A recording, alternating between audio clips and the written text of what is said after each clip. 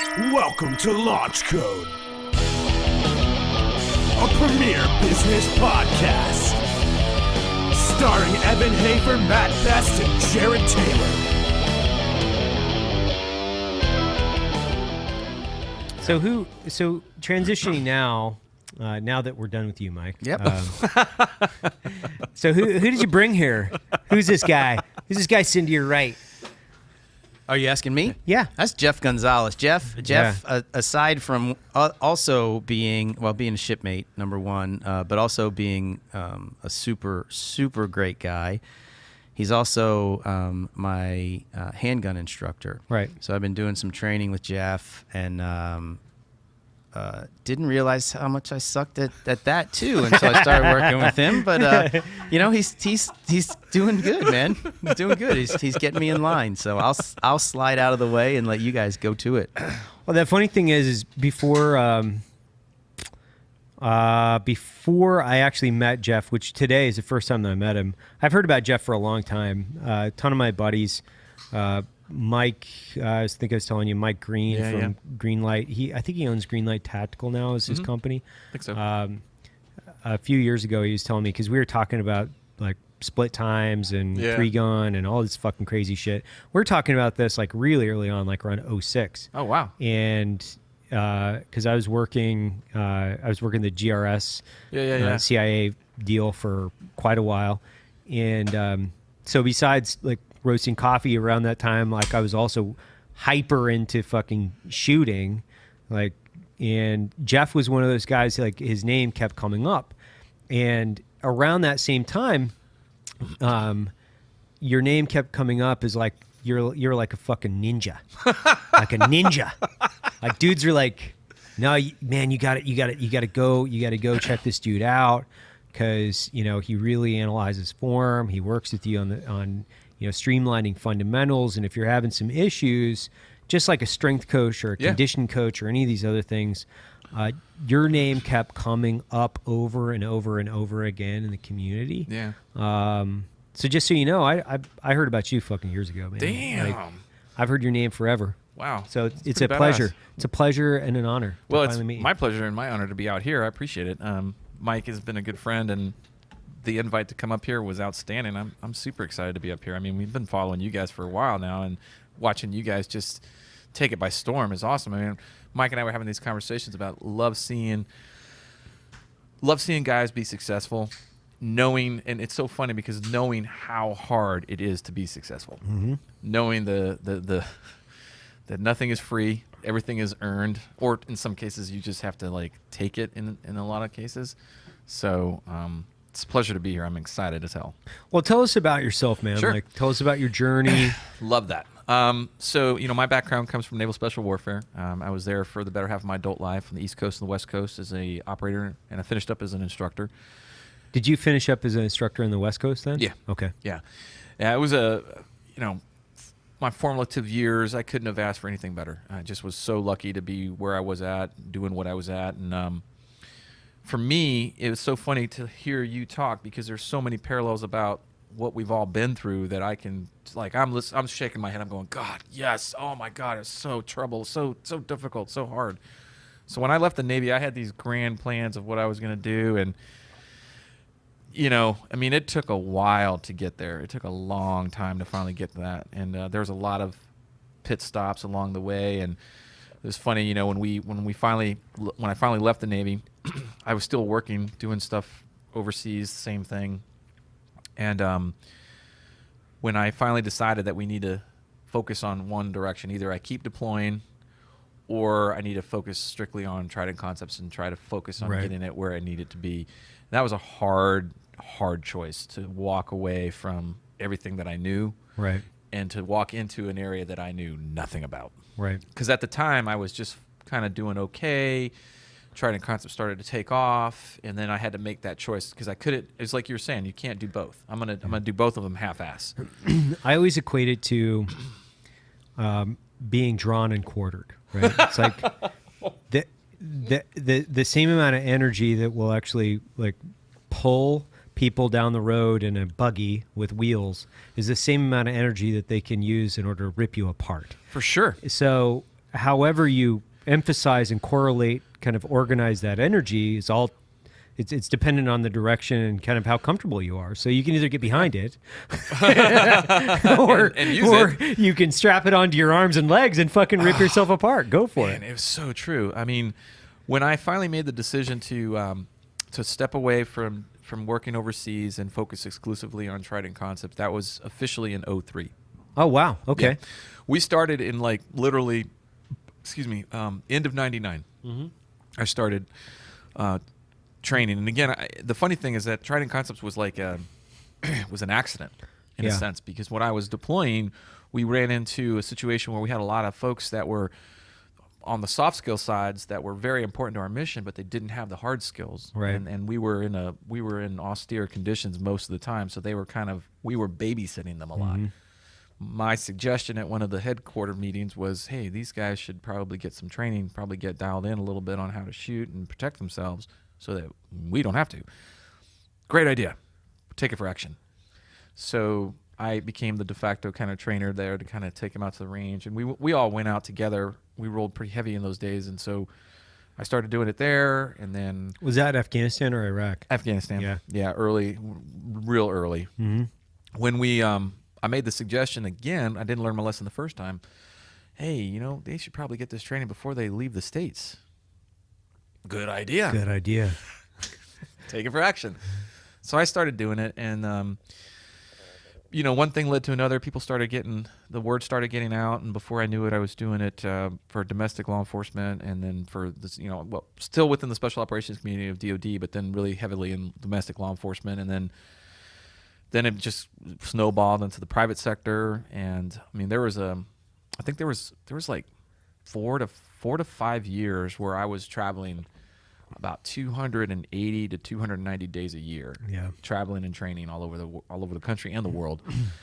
Well, that's an important thing I want to really touch on for a second. Is we get a lot of guys that want to start, shooting tactical type companies and things like that. And there's a myth out there once again, and we'll just dispel this fucking myth, because I played that game for a while as well, which is I'm gonna have all this time. It's like, man, you're gonna be on the fucking road. You're gonna be living out of a hotel for sure. It is so. It's like it, and there's like this rock star allure to it. Yeah, it's kind of, oh yeah, it's so cool. I'm like, dude, it's not cool. Yeah. I mean, it's the job and what I love doing, but all the facets that go into it, I could live without. Yeah. If I could I could live without all that shit. So, I mean, we were doing awesome, but we were also a young family living out, it was so funny. I'm like flashing back. Yeah, we would put the cash in the envelopes every month, and that's what we had to spend. We had to make that last, and that was in the early years, right? And then things I did the same thing. Because you take it out in the beginning of the month, and I literally put it in the envelope, and we would put it in the cupboard next to the dishes. Yep. And that's it. That's it. Once it's gone, it's gone. It's gone. It's gone. You can't go back to the ATM. Can't go back to the credit card. It was so hard. I didn't have that problem because there wasn't any cash.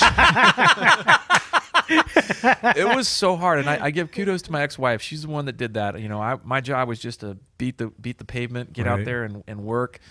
And she did everything on the home front. So I mean, it was rough there for a while, and finally it kicked in. And like I always tell people in the beginning of classes, there are 3 things. We look at everything. We collect metrics on everything that we can.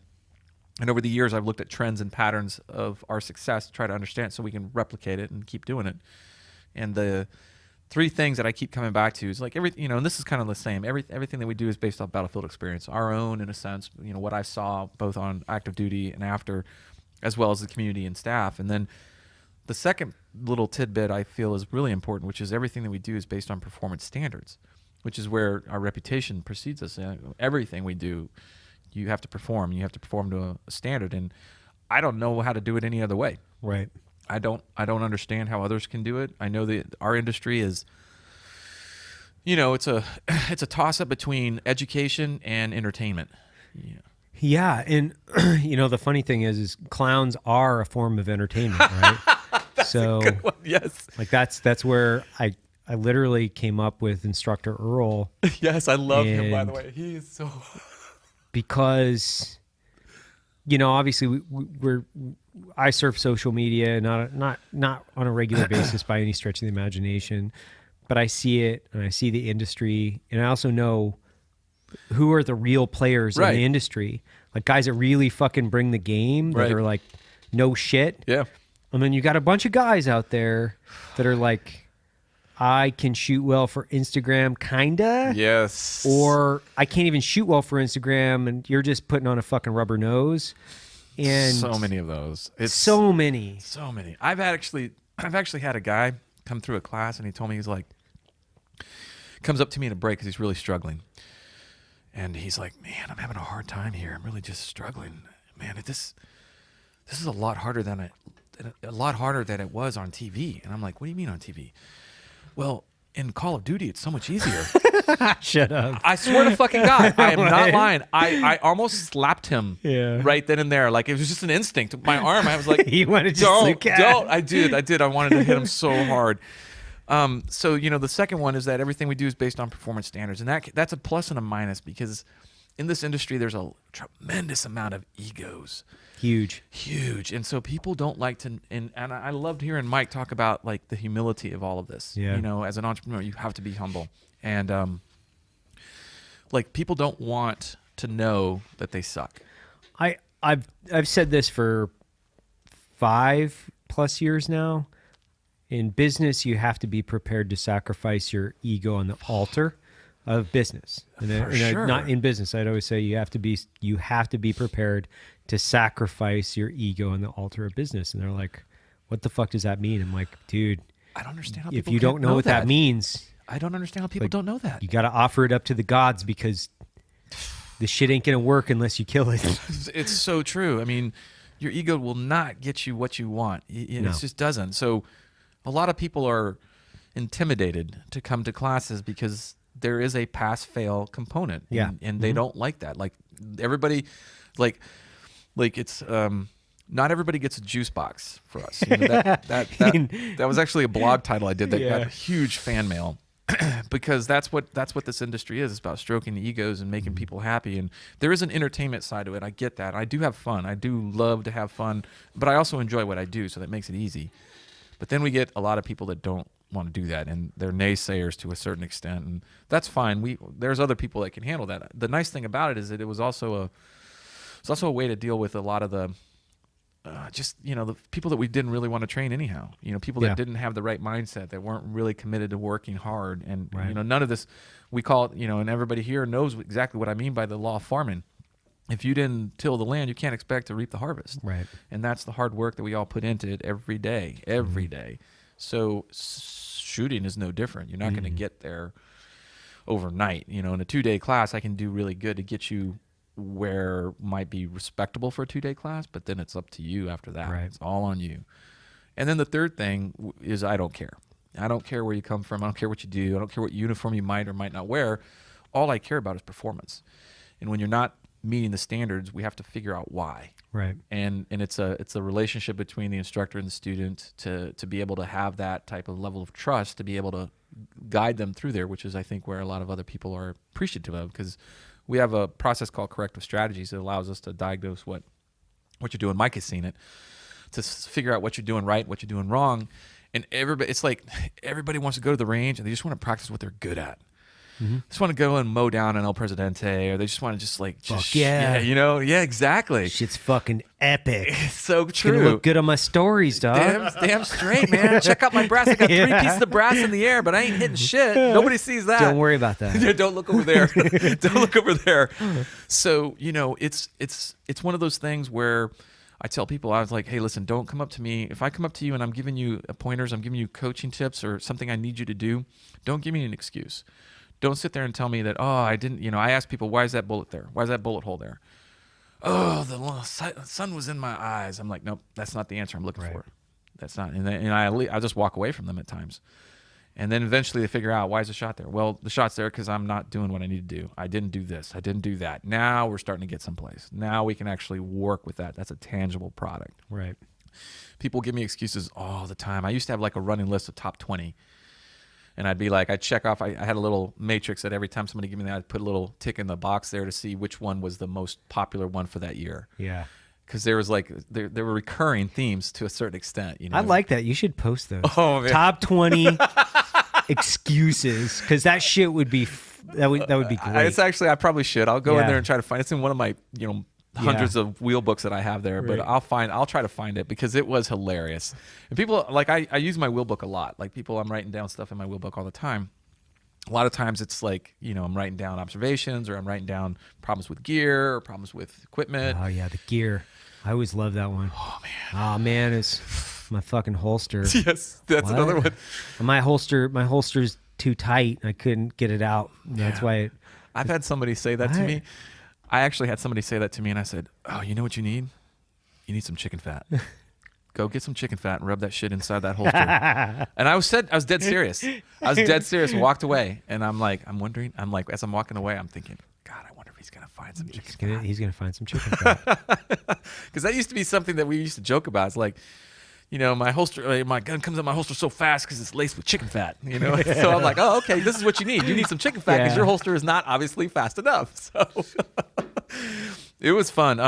So that kind of that started us on our journey here, and it's been amazing. I mean, I am so thankful for everything that I've had a opportunity to participate in. I mean, I consider it to be one of the most important things that I think aside from wearing the flag and doing that for as long as I did, this is probably one of the most important things that I think I've done other than being, flag bearer and a father. Those are the two. Well, and you're based out of Austin, right? Yeah.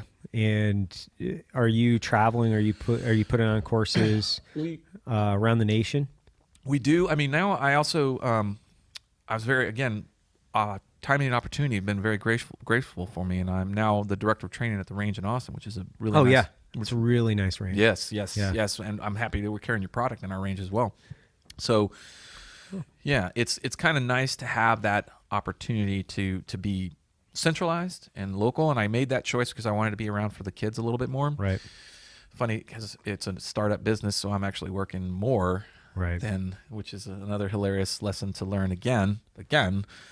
But I do a lot of work in Austin, there at the range in Austin, and then I still travel quite a bit. I only do about 8 to 10 classes a year on the road. Right.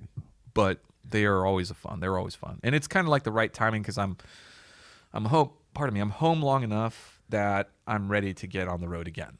And Right. then when I'm on the road, I realize how much I hate it, and I want to Right. get back. So it's like perfect. That's about where I am, except for now I'm like on the road where I'm like, fuck, I just don't want to even be on the road anymore. By the way, I always just give people LaCroix so they can burp on the mic. I was just going to say, Like, you fuck. bastard. Just like burping on the Dude, mic I'm the like- entire time. I was like, oh, he caught me right. He must have saw me taking a swig just then. He's like, Jeff, hey, bastard. Well played. and there's still, I know a ton of guys, man, and I mean, obviously, not like, oh, I know a ton of guys, bro. Like Kyle and I have talked about this. Kyle Lamb and I've talked yeah, I about love it, Kyle. and he's on the road less and less. He's like, dude, if I could not be on the road as much, because he at certain points, especially right after he retired, he was on the road like 3:30. Yeah, dude. And nonstop Yeah. courses every week. Plus you have setup, you have your preparation, your setup, your actual course, and then you have the tear down, and then you have travel in between. And it's like he was going from course to course to course. VTAC, he told me and he tells me this a lot actually. He's like, I used to have this sign it said VTAC, a great big company. And now I scratched some words out on it, and he's like, now it's VTAC, a great company. Yeah. Because he's like, I tried to grow this company, but what I realized was all I was doing was making myself excruciatingly unhappy. And now I just concentrate on delivering a really high quality product, and also having some type of work-life balance. Oh, man, dude. That is the key. I was never probably ambitious enough to think that the Trident Concepts would go off and just like become the household name that we all wanted it to be. I thought, you know what? And here's the other problem that I ran into. I was so busy in the trenches that I never really came up to look and get that 1,000-foot view. Where do I want to go? Where do I want to take this company? I just was going from one class to a next. It's very little like long-term planning for me. It was all just, oof. I get home, I had like 3 sets of clothes or packages. As soon as I'd come home, dump that package, put a new package in the bag, out the door I would go. And at the end of the month, I would have all 3 packages just filthy dirty, Right. clean them all up, get ready for the next month. So there was like no real long-term planning that I got a chance to do. And I was sitting here thinking, like, what are some of the mistakes that I made? And that's a serious one, is that I just got so focused on, okay, got to do this, got to do this, got to do this, got to make it from one class to the next class. Never came up for air. I mean, for like 5-6 years, never came up for air. Nice. So you're packing up your bags, you're ripping out, like traveling all the time. But I want to go back a little bit because we just realized something. We were actually in the bathroom together talking, and I was taking a shit and he was pissing. And I hope is that too much information, Dave? I don't know. Not at all.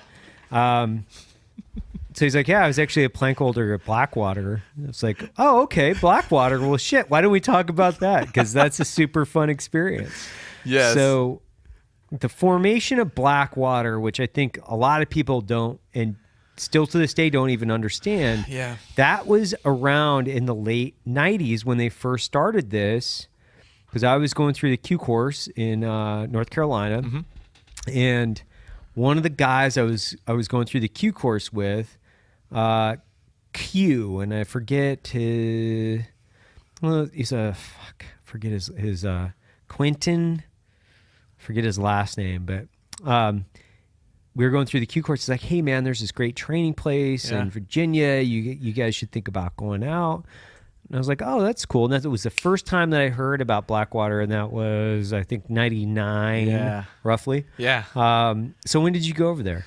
So, well, Blackwater itself stood up way before then. Like really? 5. Yeah, but they stood up because the thing that it was great.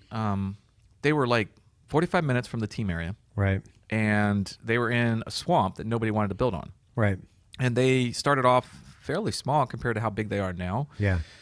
And platoons would just roll down there and spend the day training and then come back at night. So it wasn't like TDY. It was still considered kind of in the area. Right. Which later we realized that kind of sucks. But at the time it was awesome because it was brand new, shiny, pretty. Yeah. Everything was cool. And Eric Prince, who was also a team guy, he pretty much is the guy that stood that up. And then the war kicked off. Right. And he had this idea that we could do a better job in some areas. We could avoid a lot of pitfalls and obstacles by having just private contractors doing a lot of work. Right. And he pitched it, and it went. And he got the first contract to go overseas in this time period. There was a lot of other stuff that was happening, a lot of other contractors doing work, but not in this area. And I got a call from his general manager, a guy named Gary Jackson, who was one of my training officers at one point back on the East Coast as well. And he tells me in this real cryptic manner, he's like, calls me my nickname. He goes, hey, Speedy, I got something for you. I'm like, what? What do you got? I can't tell you over the phone. But in about an hour or two, you should have a FedEx package at your doorstep, which is a plane ticket to come out here, and we'll tell you everything you need to know out here. I'm like, I am intrigued. Sounds fun. Yeah, and literally and let me tell you this: we're the only people on the planet that know what stuff like that means. Any other person would be like, "Fuck you! I'm not going anywhere. You're not going to send me a plane ticket in the mail. Go fuck yourself." Literally got a plane ticket in the mail. FedEx. Poor guy dropped it off. He's like sweating trying to get it to me. But I asked him, I was like, okay, so he's not answering my questions. I'm like, okay, well, can you at least tell me who's involved? And he stops for a second. He's like, yeah, I can do that. And he starts rattling off these guys that are all just, they're legends in the community. They're all just straight up pipe hitters. And I'm like, all right. All right. So I went out there, and we there was about 16 of us. And the first group that went out there was, of the 16, I think 12 of us were all team guys. Okay. And then the rest of them were filled in with special niches, like they had specialties that we needed. And we still didn't know what we were doing. We just all went out there, and then we went out and we got all this really kick-ass gear, and we got all this, we were out there, and they just said, hey, Jeff take them out and start training them, get them shooting and doing stuff. And then we get called into like the main building, and they're like, okay, we're going to, we're going to bring you up to speed on what's happening. We're like, cool. And I'm like, they really didn't tell us anything. Right. I'm like, that's not a brief. That's not really telling us anything. So then they were like, okay, so we're leaving tomorrow morning, 0600. We're on a plane or on a charter bus up to DC. And we went up to this main building at some, and that area in Northern Virginia, that's where all the special people are. Yeah, Chantilly. Yes, Yeah. exactly. So we go up there and we walk into this conference room, and there are these guys in there in like $1,000 suits. And they're Right. all there waiting to brief us. And we finally got the brief, and we were like, "Fuck yeah! Oh my god, this is so fucking awesome! I can't wait." And I remember the one thing that really resonated with me was we were seeing stuff that later, 6 months to a year later, was all public knowledge. Right. All the really bad shit that was happening overseas. Right. And they're like telling us, "Yep, this is it. This is what we're going to be doing. You guys are going to be doing this." And I mean, what we were briefed turned out to not be what we did, Mm-hmm. but that's just because when we got on the ground, it was it was awesome. And incredibly, it's so funny because I tell people this, like, we were making some good coin back then, real good coin. And after about 5-6 years of doing that, people were like, man, I want to get into that. I'm like, and they were active duty guys that had a career, Yeah. that like literally you had 6 to 8 years till retirement. And I'm like, that's Don't do a it. fucking stupid idea. Yeah. Don't do it. You don't understand what's going to happen. Right. You are going to find yourself. Me? Oh, that's me. Sorry, guys. That's all right. You're going to find yourself. Let me put that in here where it feels a little better. Yeah. Yeah. You're going to find. There we go. I saw you. Can you call me real fast? I was like, you are going to be on your own. Yeah. With no backup. Like, you have no QRF. Mm-hmm. We were, and we knew that going in, but other guys didn't get that. They're coming from this big machine component where everything is done for you. You go here for that and here for this. And I was trading for minimal, just to get gun parts. I was trading like cans of Copenhagen. Yeah. With guys. I'm like, hey man, can you hook us up? Here's a can of Copenhagen to get Right. like a buffer spring for a Yeah. gun. It was crazy. But I loved it. And we really did some amazing things while we were there. It's like, I went back there from like, I think it was 07, 09, somewhere in that neighborhood. I can't remember. And then they wanted me to go to Iraq, and yes, same thing. Got the same call, and I'm like, okay, all right. And I went out there, and things didn't work out. I was like, I don't think so. But while I was doing all the work in Afghanistan, it was probably some of the most. When you work in the military field and you're downrange and you're doing stuff, so you sometimes don't get a chance to see the big picture because especially as a specialized unit, we're very surgical. Mm-hmm. You guys have the opportunity to work with the locals and really make a change, a difference. On our end, it's not necessarily our mission. It's not a mission directive in a sense. Right. So to get there and actually have the opportunity to interact with the public and try to really make a difference was unique in that sense, and I hadn't seen that before. And I remember I came back and I was asked to go and speak at some sort of annual Rotary meeting. And it was kind of like the first time I'd ever had a chance to do that. And they were like, listen, we really want you to talk about your experience in Afghanistan. I'm like, well, I can talk to you as a private citizen. I just can't tell you a lot of the stuff that happened there. And they're like, no, that's fine. Just talk what you feel like is okay. What they didn't tell me was that there was going to be an opposing view. What? Yeah. Wow. Yeah. So they didn't tell me that. And on top of that, I went first. Right. So I didn't know. And I go in, and the thing that I try to tell people, and this, I think you can appreciate this, is that when what we historically had done up to that point was we'd get someplace, we'd stir the pot, and we'd leave. Right. And we'd leave a lot of these people to fend for themselves. And once we're gone, the bullies would just roll in and just, retribution in a lot of cases. So what I saw when I was going there, and I was deploying for like 45 to 60 days at a pop, and I would see things change in that time period because I would leave. So when I came back, it was fresh, and I would see change. I'd be like, Right. oh, cool, this is different from the last time I was here. And what I was explaining to the crowd that time was like, hey, the first time we were on the ground, we did not see a woman at all. I mean, the entire time I was there, the only women we saw were in our compound. That was it. Didn't even see burqa-clad women. That's how bad it was. The second and third time, we started to see the hordes, the burqa-clad hordes, full head to toe. Right. And it started to, I started paying more attention to that. Like, interesting. And then after that, I came back, and now we're seeing them walking in just 1-2 female adults with a lot of kids. And we're seeing, instead of the full burqa, just the headpiece. Right. So you're starting to see progress, but you don't understand that. But that's what it was, is progress. They're starting to trust us more, starting to believe in our mission. They were starting to actually come on board. And then, my last deployment, I remember I'm walking someplace, I can't remember where it was, and I actually saw a woman dressed in Western business wear. Like, no shit, she had on a business suit. It was a pantsuit, but it was a Western business suit. People don't understand how amazing that is to see that in a part of the world that was so oppressive to women. So oppressive. Like, when we were there, our first tour, when we first got on the ground, the guys were taking us around. They took us by their soccer stadium, which had just weeks before had a stoning. Oh, that was Kabul. Yeah, exactly. Yeah, exactly. Used to drive by that soccer stadium all the time. All the time. Hey, let's go take in a good stoning, fellas. Yes. Yeah. We were literally there like a week later, and you could still see the dried pool of blood all over on the turf field. You know, it's just like that. That's how real it was. Yeah. So I sit there and I'm talking to the crowd about this, and I'm just trying to explain, hey, this is why it's important for us to be involved, to see that. I mean, I was there when they first voted, when women were first given the chance to vote, which was an amazing time period.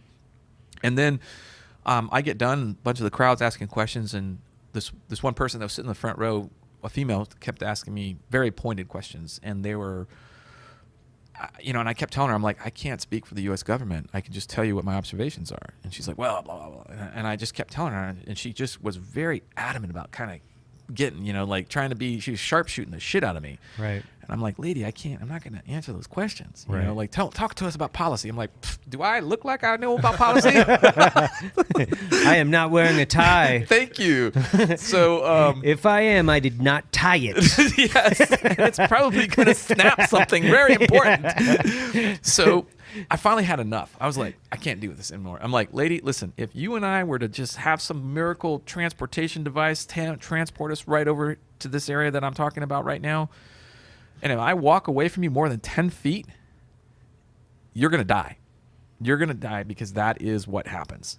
So cherish the fact that you have the ability to have this conversation with me, even if you disagree with me. Cherish the fact that you can. And that's the whole point behind what we were doing there, was progress. And it just was like everybody was wrapped around the axle things, not seeing that. So my work with Blackwater was awesome, and I made some amazing discoveries of myself. Right. Like, we were really on our own out there. I mean, you take so much for granted. And when you're doing that job, it's, there was a time when, they were labeling us mercenaries and whatnot. And, it's like, well, all right, you want to put that label on, that's fine. But that's not what we were doing at all. No. So it was difficult to get the public to understand what we were doing out there and why, more importantly. But, man, it was a blast. And even why they were even needed, I mean, that's the whole thing, which is, as a former special operations guy and a volunteer and a person that made this I made it my profession. Right. I was much more proficient than an 18-year-old kid straight out of AIT. And it was much more cost effective for the government, and it was much more politically cost effective too, in a sense of, and I used to argue with this all the time. If I get fucking blown up out there, like, it's my choice. Yeah. And I'm not doing it for college money anymore, man. Nope. This is me, and it's my profession, and these are the tools of my trade, and this is what I do. Exactly. Just like a welder or anybody else, this is what I do. And people would always say, well, I mean, is it, what you're doing is mercenary work? I'm like, nope. By the strict definition, I'm not. Actually, I'm doing, counterintelligence and diplomatic protection, a bunch of different mission sets within one umbrella. But more importantly, the chances of me getting my legs blown off or being, maimed, injured, killed are exponentially less than the 19-year-old kid, one. Two, I'm 30. I've had a little bit more life. So if I do get fucking blown up and I die over there, at least I've had a few more years under me where I'm conscious in these decisions, and it's not me saying, well, I'm going to go do this for, a couple bucks of college money. And people disagree with me all the time. Like, serving your country is an incredible experience, and we should never devalue that experience whatsoever. But working in Afghanistan and Iraq, definitely in the last 2 decades, they don't understand the rules of engagement in an unconventional warfare landscape are so fucking complex. Oh my God. You cannot begin to comprehend the complexity at fucking 19 years old. Yes. You can't. It's tough. It was tough for us. And the chances of me committing a murder too, an unjustified killing, are exponentially less than that 19-year-old. So even though we were, paramilitary contractors, the cost effective and the effectiveness of the contractor in that landscape not only saved the government money. Oh, yeah. Absolutely saved the government money. But it was a better choice because of the people they were incorporating to put into those positions. And I've had this conversation with countless fucking people. Oh, yeah. They're like, I don't understand how you could do that. It's like, dude, I'll tell you why I could do that. Because every time I like rubber meets the road for me, like I'm a volunteer. Yeah. It's just like a Joe or anybody else. But the chances of me getting in a gunfight, running over a civilian, killing somebody that is an unjustified murder essentially are so much lower than a 19 or 20-year-old kid, because their brain isn't even fully developed at 20 years old. So true. And you think that they're going to make fucking great decisions when they're being shot at, or their buddies just got their head blown off yesterday? Yeah. That's not realistic. It's not. And I couldn't agree with you more. I mean, the benefit of what the ultimate decision of having the paramilitary contractors in play was huge, and people don't recognize that. No. We're so quick to gloss over that. But that saved us not just in human lives, but that saved us, and not just in finances, but I mean, people don't understand what it means to actually fight a war logistically. No, they don't. Like what it takes, and the fact that we were able to do it with such a small footprint. Such a small footprint. And Afghanistan was hugely successful when you think about it in those terms. Right. And goes right over the head of everybody else. Yep. They cannot see the benefit behind that. I predict that because of that type, and of course there's always those the bad apples. There's always the things that happen, and we can't control that. It's just like police. It's just like that, or anything overwhelmingly else. Policemen are they're heroic, and they're doing the most difficult job in the United States. There are a few guys out there that are fucking legitimately dicks. Hey, very few. But they're the few, man. Like, it's like few. It is so, and I kind of make fun of it in a sense. And I'm like, hey man, NASA and Walmart hire from the same gene pool. Yeah, they do. So I mean, you're gonna get that type of cross section. You gotta have a little bit of sympathy to a certain extent. That we do the best that we can to weed that out through our selection process, but hey, it's still every now and then we're human at the end of the day, and there's going to be times when folks make bad calls, and you just got to roll with it. But we exponentially reduce it by having that level of maturity and experience. And like I always felt like, hey, first of all, let's not go out and pick a fight that we probably can't manage on our own. Right. If we're going to do this, we have to be fully committed, because we're probably not going to roll back from this. Well, and you have more tools, because you have more tools in order to solve a problem, and I think that's what people don't quite understand, especially infantry, like a young infantryman. He's got one tool to solve a problem. So true. However, you've got a little bit more experience, a little bit more training, a little bit different mission set. Now you've got more tools, so you're not just using a hammer on a bolt. And I think that was the thing where I spent 5 years on the ground in Iraq. Wow. Not 5 years in a row, but in 90 and 120-day rotations. Just seeing Iraq develop over the course of 5 years. Then I went to Afghanistan after that. My experience there in both military, because I was there as a special forces guy, and then I was there as a PMC. in totally different mission sets. Yeah. And not only that, but an emphasis on, in the military, we had tools to solve the problem, but most of those were, let's solve this problem with violence, which is a tool. It's a very definitive tool that can be used in an appropriate time, but it's not the only tool. You can break contact and play another day. You can not get in a gunfight, which is preferable. I mean, absolutely, man. I'm telling you, man. It's preferable. We had to, you just had to be smart, and that's what I was telling people. I'm like, man, you've got to be smart. There is no, you're on your own, and I don't think people really understood that. And I mean, it was a good thing to be on your own like that, because we didn't. That would have defeated the purpose of what we were there, having that small footprint, being able to manage what we did. Right. But it also made you really think through things and make sure that you are willing to take, bite off what you can, not bite off more than you can handle. Just bite off what you can and manage it that way. And I think that was the lesson that I took away. It's like, hey, you know what? Again, there's no place on the battlefield for ego. You got to be willing to acknowledge that, okay, this might be a little bit much, or let's think of a different way that we can do this. And we did that a lot. We kind of figured out, okay, when we're going to go to the range today and we don't have all the cool guys stuff, like we didn't have up armored vehicles, we didn't have, that good of comms. So what can we do? How can we make this happen? And we figured it out. We made do. And I think that was one of the bigger takeaways for me as well, is having to think out of the box on such a regular basis. Right. Regular basis. Almost daily. Well, and it's funny too, because a lot of trainers, and I've talked to I don't know how many shooting coaches and trainers and over the years, because guys get attached to like one guy, right? They're like, oh, this is the dude. This is the guy. And you're like, no, man, this is a buffet. Yeah. And I was talking to Matt Frazier the other day, the guy that won CrossFit Games. Yeah. Fucking awesome dude. Yeah. And he's like, no, I got a coach for deadlift. I got a coach for, Oli. I got a coach for swimming. I got a coach for running. Like, he's got coaches, right? Yeah. For each one of the skills that he's trying to emphasize. I've got, guys plugging in my diet, all these things, because it's a super complex. We're talking about exercise, right? And competition and exercise.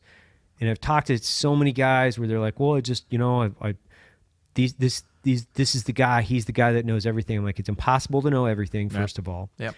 And you have to seek out a coach that will emphasize a specific aspect of your training that you're really trying to get better. So for me, if I knew a guy and, after a few years, a guy that's like, he can help me with my pistol. He can help me with my rifle. He can help me with my movement. He can help me with my CQB. I would go to Darcy for CQB. Yeah. I think you've probably heard of the Direct Action Resource Center, I'm sure. For sure. So, but I could go down there and be fully immersed and do hundreds of fucking CQB runs in an environment where we could do live breaching and, we could do demo, we could do fucking bangs, we could do anything live, whatever and anything ever. And I could do hundreds of fucking runs, right? I could do that all day long. But Darcy was not the place where I was going to improve my split times from point to point, transitioning targets while moving from A to B. Exactly. That wasn't the place. Yeah. And that's a tough one to accept and acknowledge. I mean, I was very lucky, because in the early stages of my career, the way that we did it was we would send guys out to the source, whatever that source is, like whatever it was, and they would go and they would learn from the source, and then they would come back and they would relay that information to the rest of the community, to the team area, whatever it was, platoon, team, or community. And that was a great way to do it, because we were able to send 5 guys in 5 different directions, and we get 5 different viewpoints that we come back, and then we'd all sit there collectively and say, I like this, maybe not that, but I like this, and we'd bring it in together, and it made us really good. And then we kind of shifted to where now what we want to bring the source to us and just have the source do everything. Right. And then we started to become a little bit incestual at that moment, because we weren't seeing the big picture from all these. Yes.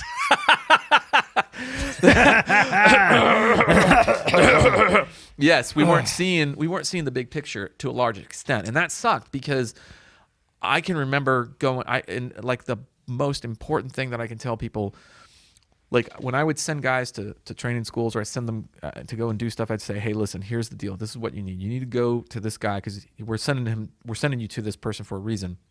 You need to learn as much as you can. I don't care what it is. I don't care what he tells you to do or how he tells you to do it. Do it, right? Because your job is to learn as much as you can and bring that information back to us, right? Your job is to increase your lethality on the battlefield and bring that back to us. So whatever he says, however he tells you. And the guys would go out and they'd kind of take it, they would take that information in. And what would happen a lot of times is, like, I would say, if you don't understand what that guy is telling you to do, then you're failing. Right. He doesn't know that.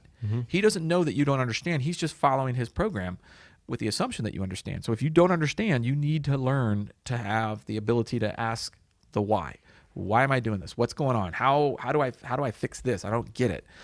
That right there, I told everybody, and I still tell that to this day. It's like, listen, if I don't tell you the why, if you don't have buy-in on the why, then I'm not doing my job.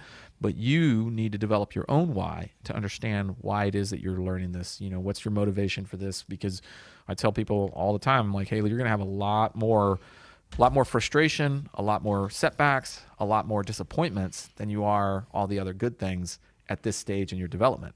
Right. Because you're learning. And there's a lot of failure involved in learning, which is a good thing, not a bad thing. So to get through all that frustration, if you don't have direct tie into your why, you're not going to ever really get where you want to go. And I tell this to a lot of people. It's like, listen, my job is to make you maximize your potential, but I can only do so much. It's on you really at that point. I'll set the tone. I'll lay it all out for you, and I will get you going. But really, to get to your potential, it's on you. It's on you to do that.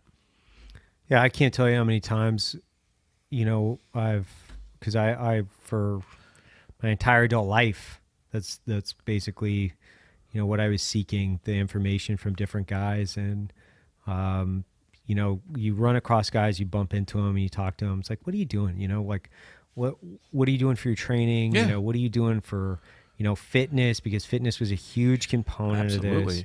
And I loved, because there's so many guys, and this too, they're all doing the same shit, right? Yeah. So it's like, follow the leader. They're all just doing the same shit. And some of that's good. Yeah.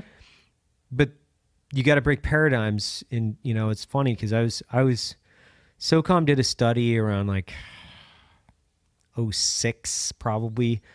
And they came out with this study on casualty rates. And they said that their casualties are being taken from adjacent spaces. They weren't being taken from the room that the CQB elements were actually in.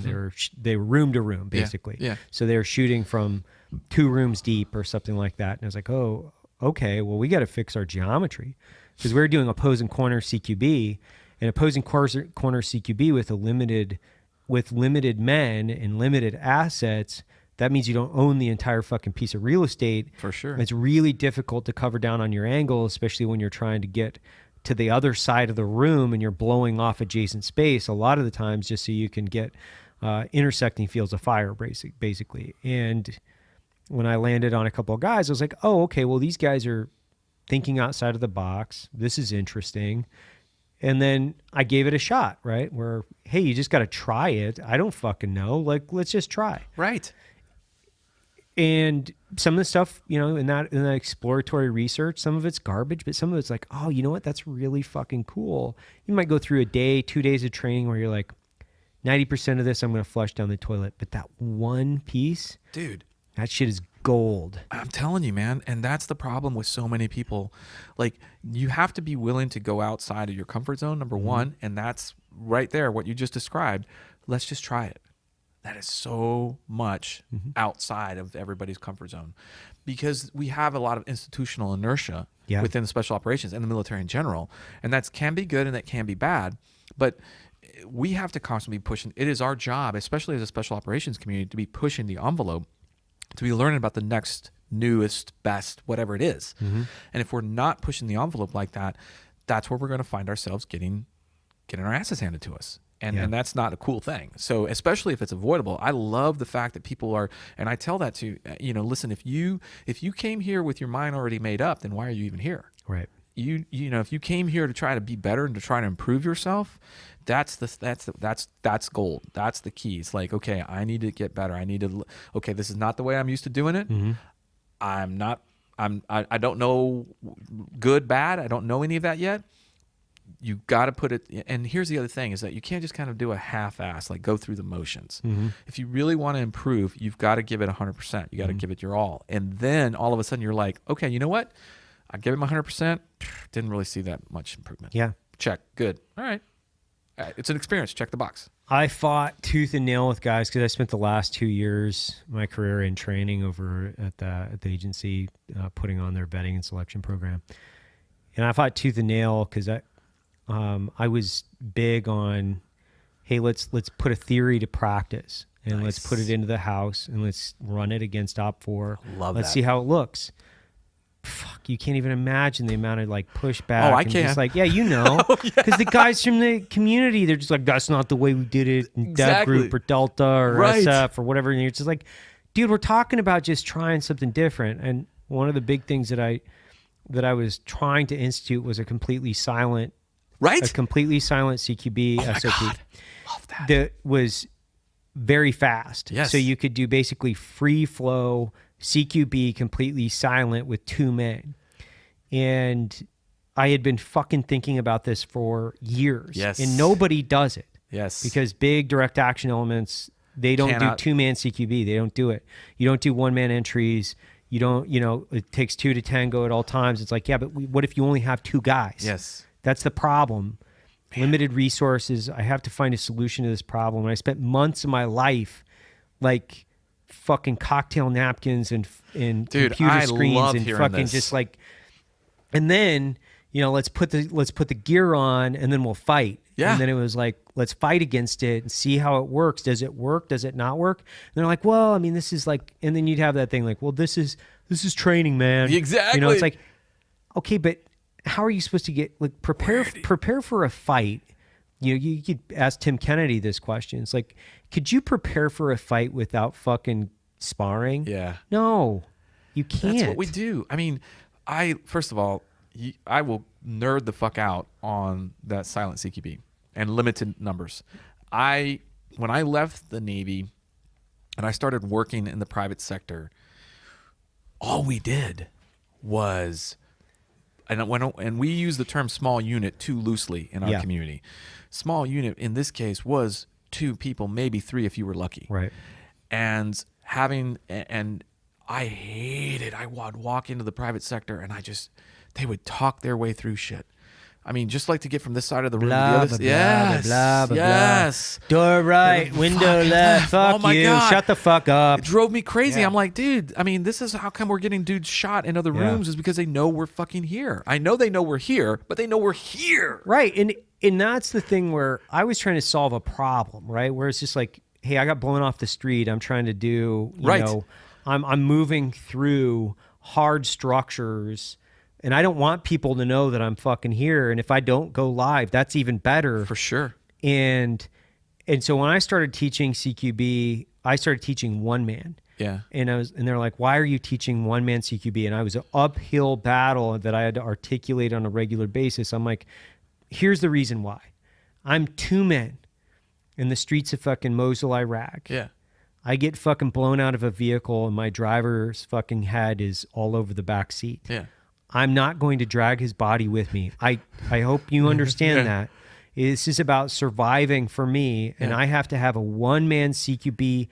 And when they're like, well, that's CQB's direct action. I don't give a fuck what you call it. I have to be able to clear through a series of structures to achieve tactical advantage. Yes. In order to communicate effectively, to link up with a superior force to fucking get my ass out of this country so I can see my family again. Yeah.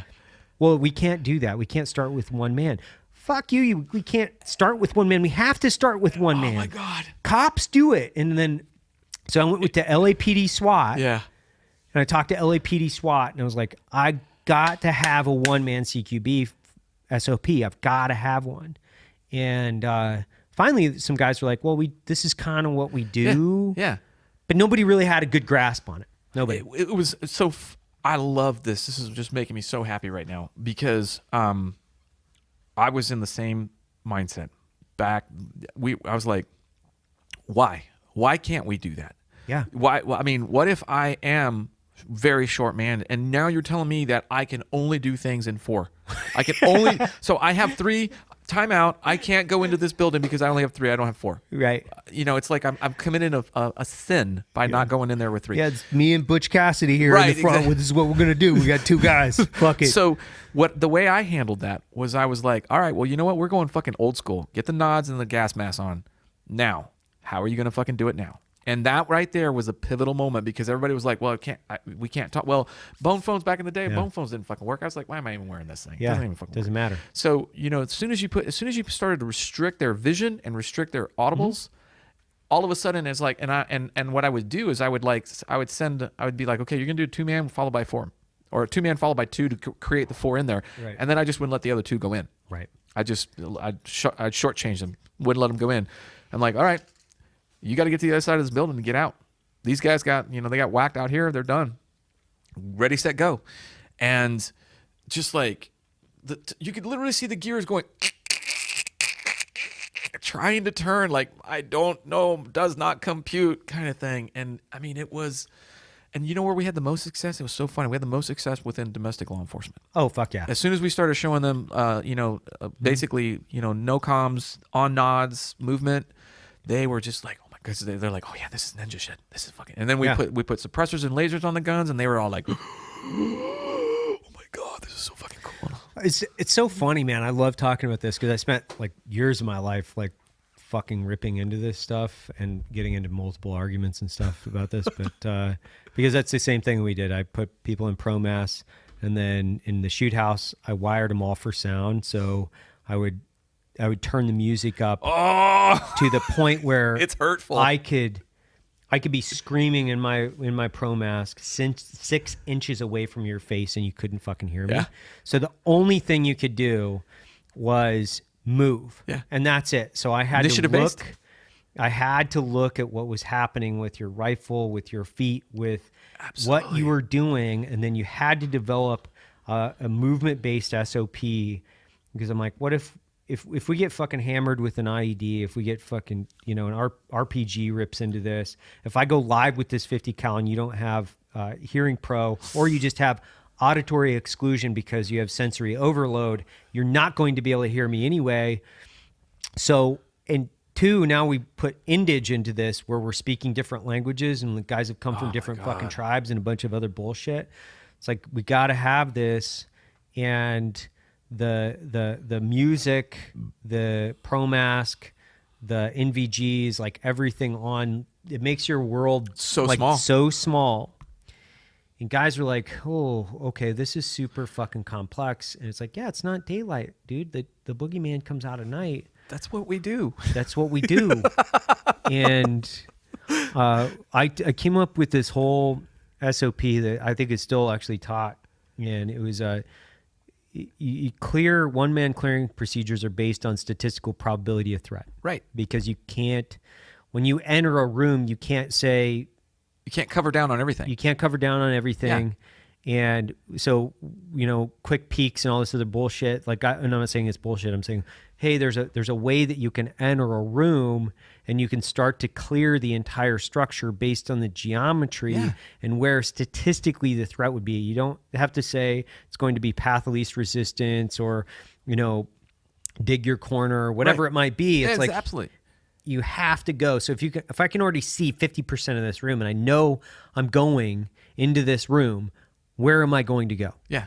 I'm going to go to the portion of the room that I can't see because I can already see that fucking portion is clear. It's so awesome to hear you. Again, I'm geeking out because what we did was we actually took the traditional, like if you go to like any SOCOM approved facility that has a shoot house, they're virtually the same. Yeah, they're almost all the same. And so we just took the most popular rooms, which is the square room, and an L-shaped. Mm-hmm. And what we did was we took those rooms and we put the doors in certain spots, and we created a matrix of the various different types of expected layouts. So from a square room, corner fed door on this side, center fed door on that side, corner fed door, and it's math. There's only so many things, and we would run it over and over and over, and the guys would come through and they would run through one scenario, and all we would do is we'd change one little thing. Mm-hmm. One little thing, and their ability to bridge the gap from the known to the unknown was shrinking because they were able to start processing it so much faster and more accurate. So they're it's all about split second decision making, but their split second decision making was happening more accurately. I mean, you can make a fast decision, but it probably could be wrong too, right? So we were getting more accurate decisions made in a faster amount of time with a less amount of bodies, and it was huge. It's not that hard. We just took the square room and we broke it down into the various types, and I think it's like I'd have to look at my notes. I think a square room with four walls, 4 different door configurations has like 32 different layouts. Yeah, and then same thing with an L shape. Same thing. It was awesome. I mean, it was revolutionary to a certain extent because we were so entrenched. Yeah. We got to do it like this. Everybody's got to go. Ready? Tap, squeeze, smack the ass. Tap, squeeze, whatever. punch. Yes, make sure your feet are in the right position. Yeah, it's like so fucking stupid. I would sit there and I'd have these conversations. I was having a conversation. I was building a shoe house in Kabul, actually. Oh, wow. And I was giving the plans to the guy, and he's like, why? I don't understand why you're building it this way. I'm like, because I'm building it to teach an SOP. I'm actually building the house around the SOP so I can layer in the complexity of the problem by the time they get to the entire structure, and I've opened up all the doors and all the windows and everything else. This thing gets really fucking complex really fast, and the geometry, but I can also close it all off. Yeah. And teach the crawl, walk, run to one square room. Boom. You know, I can go center fed, I can go corner fed, I can do fucking anything on one that really. But what I looked at in the special operations CQB facilities, like you're replicating the same problem over and over and over again. You're dancing. Yeah, that's all it is. It's a dance. You're learning teaching them to the dance. tango. That's exactly what it was. And the moment you change one little thing from that dance card, they are fucked. They cannot react quick enough because they're just robotic in so many ways. I saw that huge within SOCOM, and then things changed, right? The war and everything changed. And so domestic law enforcement was also having a hard time making that change because they were relying so heavily on SOPs from us to a certain extent. And seeing them be so rigid and so closed out, they literally had dance steps. And I'm watching it, and I'm watching it at one point because when I would come work with a team, a lot of times what I would do is like, hey, show me what you got. Show me how you do this. Let me see what you got, because maybe we just tweak it a little bit. And I'd watch them, and they literally would like set up outside the door, and I'm watching on the catwalk, and I'd be like, watching, and they're still trying to choreograph how they're going to stack. They're still choreographing how they're going to stack. And I'm like, yeah, the house is ready. We've been ready for a while. Anytime now. And then I could hear, then there's talking, and they're trying to talk in a hushed tone, like they're trying to use their tactical stealth voice. Okay, ready. Here we go. 3, 2, 1. Right, and inevitably you get. It was just hilarious. It's comical. I hate to rag on them like that, but in the early stages, that's what we were seeing, and it was frustrating because I'm like, okay, we can't do that. We cannot do that. You gotta, and it was hard. It was a hard sell because a lot of times what you and I are talking about went so hard against the grain that we were pariahs. I couldn't even talk about this in 06. It was opposing corners. Like, you know. Fuck, for us, it was running the walls, digging the corners. I mean, to bring that up and talk about it, even in my own circles, even within my own community, they're like, yeah, dude, you're not current. Yeah. You don't know what you're talking about. You don't know what you're talking about. Yeah, exactly. Like, and then you'd be like, okay, dude, but you guys are you're getting stuffed like a turkey every time you come through this. And I'm running it with 2 guys and we're not getting shot. Well, you guys are gaming it. We're not fucking gaming it. You're gaming it. We're all gaming it. Fucking we're just better at it. Yeah. And it's like, and you know, but talking, but here's the other issue with soft guys too. And I'm not like, there's a ton of super bright, awesome dudes. Oh, for sure. Your community's fucking incredible. But you have a few guys who are like, I'm not even gonna talk to that cop. Like, I won't even talk to that cop. And it's like, dude, that cop has done more fucking entries. Yeah, dude. In like LA, especially like Compton against fucking, you know, gang members and MI6, and he's done shit by himself in a fucking car, and like he's got a ton of knowledge. Like, just start asking him questions and see what he does, and like.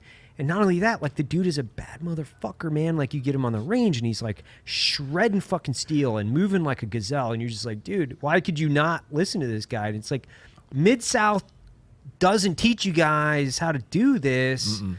And you'd have that conversation. It's like, man, Mid-South and Dieter is not, those aren't the only two answers to No. this equation.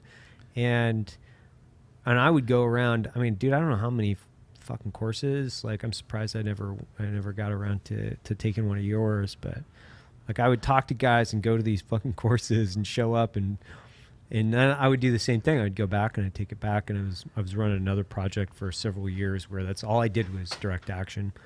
And I'd take that back and put it into my guys. Yeah. And it was awesome, man. Like, Yeah. I'd have Indige clearing fucking 10,000 square foot facilities, multiple rooms, multiple stories.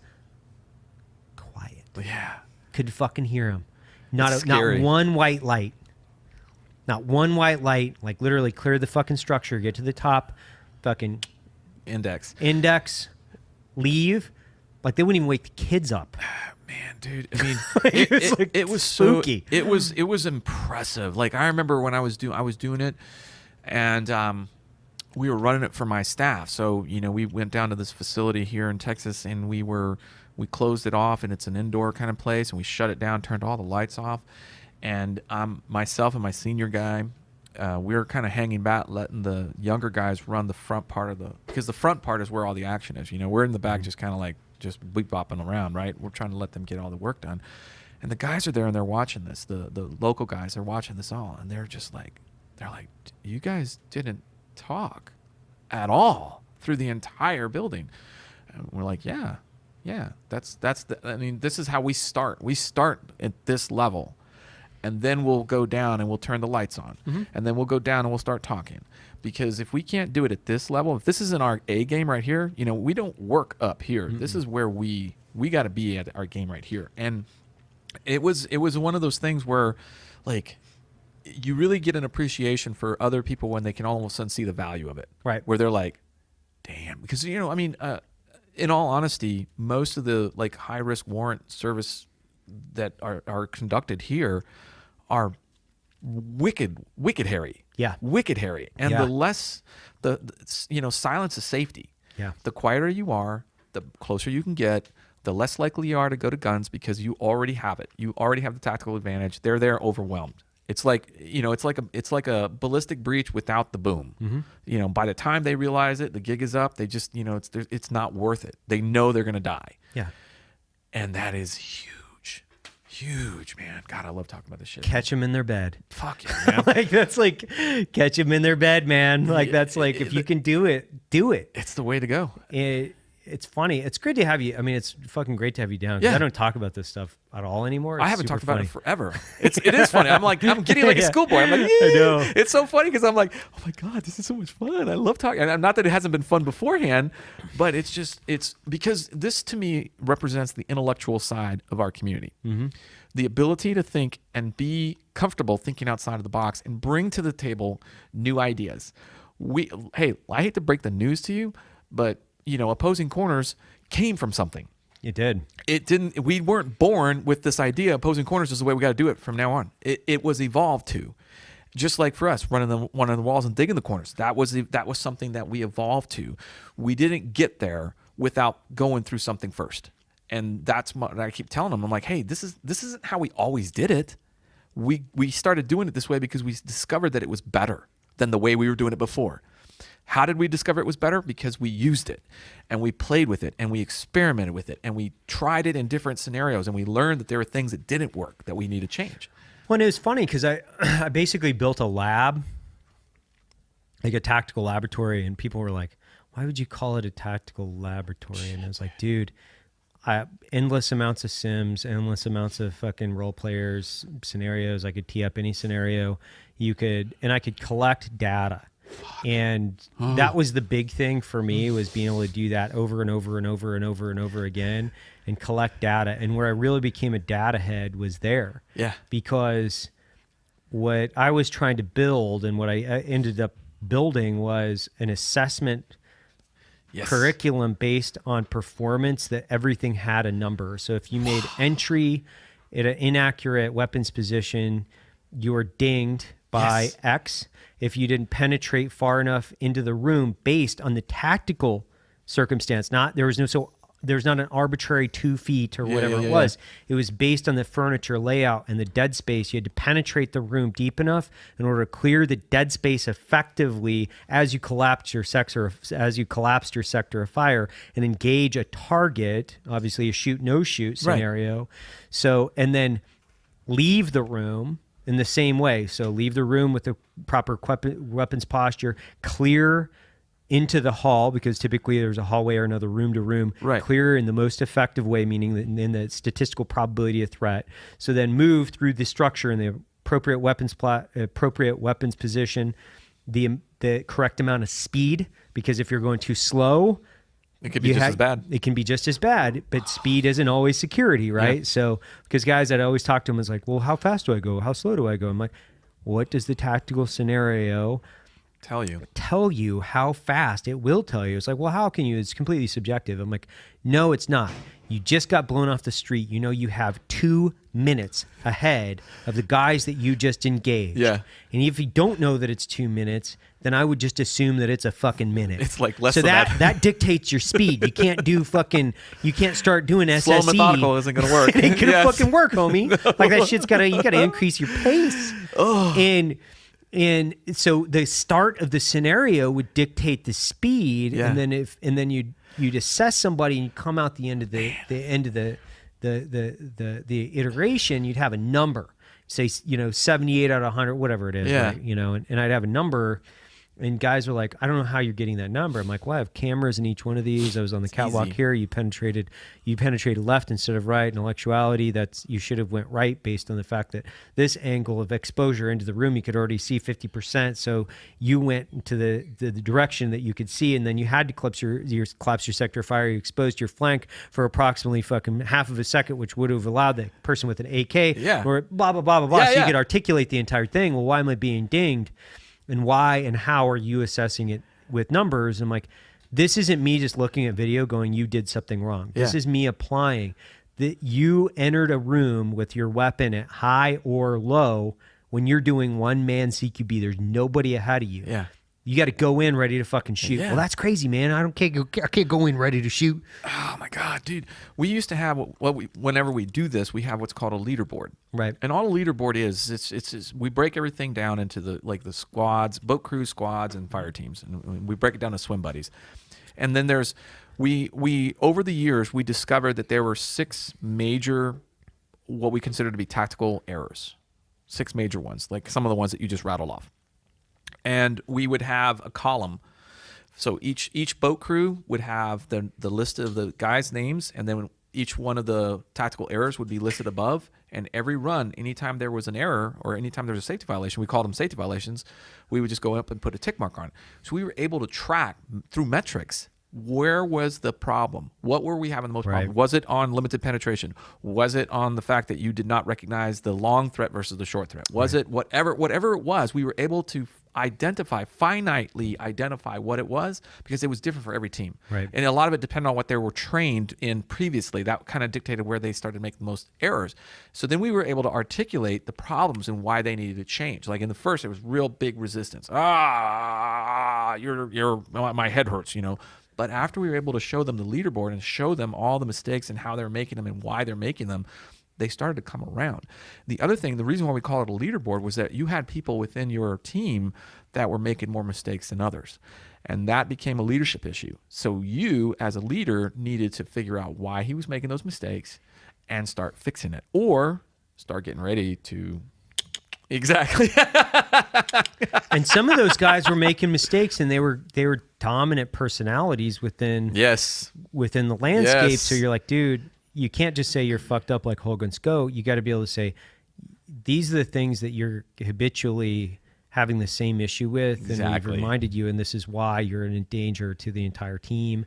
And guys, I remember having a conversation with a guy as I was moving him out of the assessment process. And he'd been on the job for a while, and it's like, man, and I didn't like him to begin with. I was like, man, there are a lot of other professions out there. Yeah. And he's like, what are you talking about? I'm like, you're highly qualified probably to be like a pizza delivery guy, like a fucking mailman. I don't know, but CQB ain't your thing, dude. Right. That's all I'm saying is like, well, you're gonna kill more of us than you ever kill more of them. Like that ain't that's not gonna happen. We did things so unique. We wouldn't start live fire at all. We wouldn't even pretend to go to live fire. And then a lot of times teams would be all pissed off because we'd do an entire course with no live fire in it. Right. I'm like, hey guys, you're just not ready. We're gonna put everybody at risk if we do this. And we would have like every one of those tick marks equated to a physical remediation. Right. So you would go out and the easiest one to do is a tire pull. And so like on day 1, freebies. First day of class, you're learning. All right. Second day of class, tire pull, 25 yards there and back. Third day of class, 50 yards. Fourth day of class, 100 yards. So by the time, and it was so interesting because it's like my own little social experiment. By the time we got to day 4, day 5, the number of 100-foot or 100-yard tire pulls was greatly reducing from what we saw on day 2 and day 3. It was funny. It's like, oh my God, I am going, because what I had to get them to do, I was like, the number one mistake that everybody's making is you're moving way too fucking fast. You cannot think this fast. You are not there yet. There are teams that can do this. You're not one of them. You do not have the skill yet to do that. Well, and I used to talk about this a lot, where it's like new SOPs before they become battle drills, and moving through the phases of psychological competence.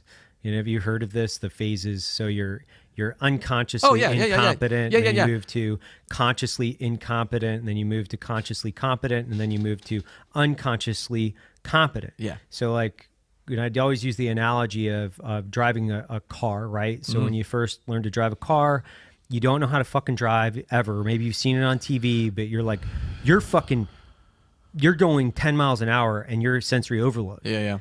You know, and then you start grinding the gears, you get a little bit better, and then all of a sudden you're driving, but you still have to think about it. You know, you're consciously competent. So you move from unconsciously incompetent to consciously incompetent. So I'm thinking about it as hard as I can, but I'm grinding the fuck out of gears. Or nowadays there's no manual. No manual, I was going to say. And then eventually, For you move over to like unconsciously competent.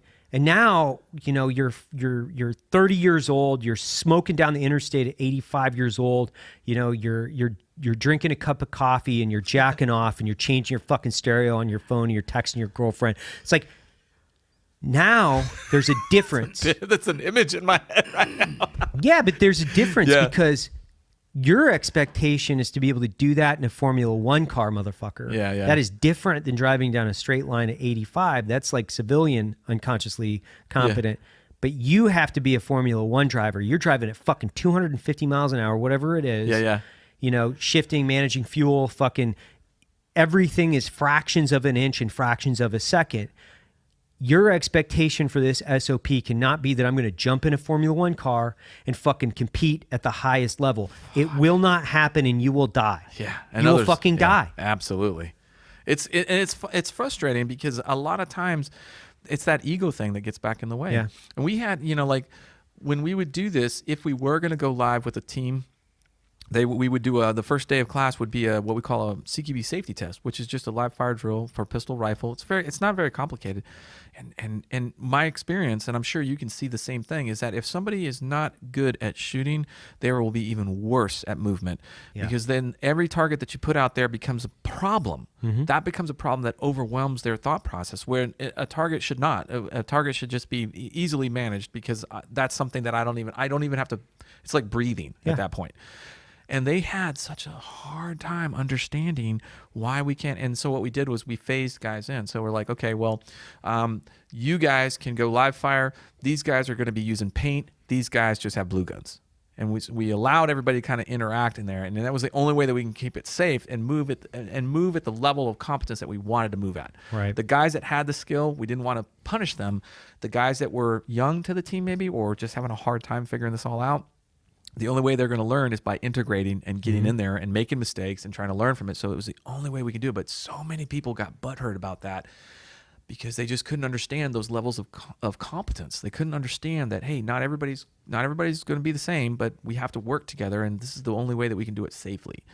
It was frustrating, but most of the time, like most of the time we'd get through like about, I don't know, 3 or 4 runs, and the team leader would come over and he's like, I'm so glad you're having us do it like this. He's like, I kind of like have some questions about my own guys. At this point, we're like, Roger that, no problem. Well, Jeff, man, it is time. Holy thanks a lot, brother. Jesus. I know, 6 o'clock, we fucking smoked it. Damn. All right. Hey, Jeff, where can people find you? They can go to tridentconcepts.com. That's my website. If they're looking for travel or training on the road, they can travel to a class, tridentconcepts.com. If you're here in Central Texas, you can visit me up at the range at Austin. I think it's therangeaustin.com. Awesome. Well, thanks a lot for having. Thanks a lot for coming down. I know it's like an hour from Austin, but it's been awesome. This is great. It was great. Man. Fucking A. Really enjoyed it. You guys are invited anytime. Awesome. Launch Code Podcast. I'm Evan Hafer. Thanks a lot, everybody.